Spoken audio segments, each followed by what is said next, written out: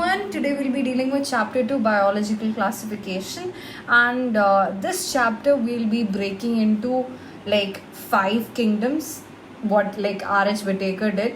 So we're gonna do it like Monera, Protista, Fungi, Plantae, and Animalia in 5 separate videos. So here we go with the very first part. Chapter 2 biological classification. So brief introduction about what is given in very first page. It is just said that Linnaeus actually came up with this 2 kingdom classification, that is Plantae and Animalia. And then in 1969, R.H. Whittaker proposed this 5 kingdom classification with Monera, Protista, Fungi, Plantae, and Animalia. And just above that there is a table 2.1, that is characteristics of 5 kingdom classification. That is really important. Now and then moving on, in this page there is nothing much of importance, so let's start with kingdom Monera. So bacteria are the sole members of kingdom Monera. They are the most abundant microorganisms. Bacteria almost present everywhere. So bacteria is grouped or based on their shape, and they're divided into 4 categories, that is cocci, like Staphylococcus, bacilli, which means it is like a spoon shaped, like Bacillus thuringiensis, and the spoon shape, that curve is actually known as a spore, and spirella is actually syphilis or Treponema. So it has a flagellum, so it is like a wavy like thing, and then Vibrio is actually comma shaped, which is chlorella.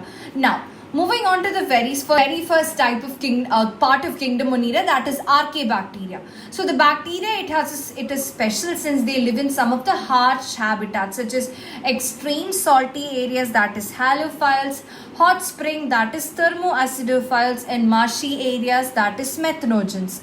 Archaebacteria differ from other bacteria in having a different cell wall structure, and this feature is responsible for this survival in extreme conditions.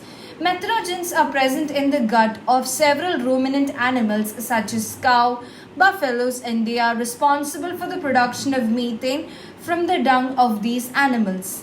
So second type, eubacteria. Eubacteria is also known as true bacteria. They have a rigid cell wall. If motile, they have a flagellum.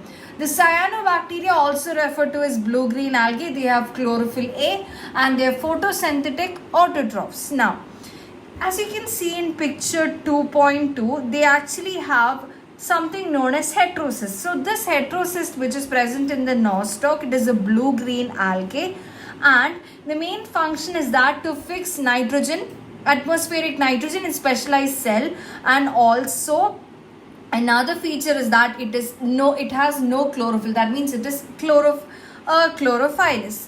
So Nostoc and Anabaena is example of heterocyst. Now, chemosynthetic autotrophic bacteria oxidize various inorganic substances such as nitrates, and ammonia. So the use released by the energy of their ATP production. So they play a great role in recycling nutrients like nitrogen, phosphorus, iron, and sulfur. Heterotrophic bacteria are the most abundant in nature. The majority are important decomposers. Many of them have a significant impact on human affairs. They are helpful in making curd from animal production of antibiotics. Fixing nitrogen in legume, roots, etc. Some are pathogen causing damage to human beings. So, bacteria reproduce mainly by fission. Some of them under unfavorable conditions, they actually go for sexual reproduction too by adopting a primitive type of DNA transfer from one bacteria to another. So as I said before, during unfavorable conditions, they produce through spore. Now mycoplasma, they are actually the organisms that living cells known and can survive without oxygen. Many mycoplasma are pathogenic in animals and plants.